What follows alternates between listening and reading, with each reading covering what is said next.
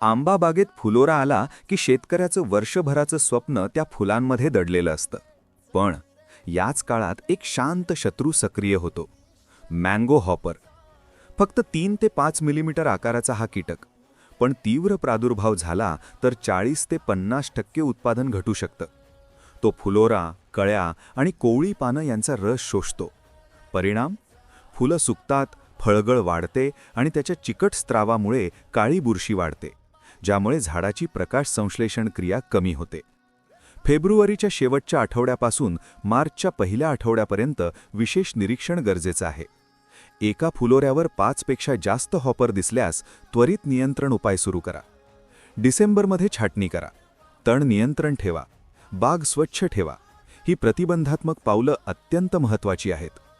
आंबा शेतीत यश मिळवायचं असेल तर फुलोऱ्याच्या काळात जागरूकता आणि वेळेवर व्यवस्थापन हाच खरा मंत्र आहे.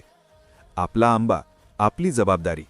अशाच माहितीपूर्ण आणि प्रेरणादायी व्हिडिओंसाठी आत्ताच चॅनल सबस्क्राईब करा आणि शेतीतील नव्या क्रांतीसोबत जोडलेले रहा.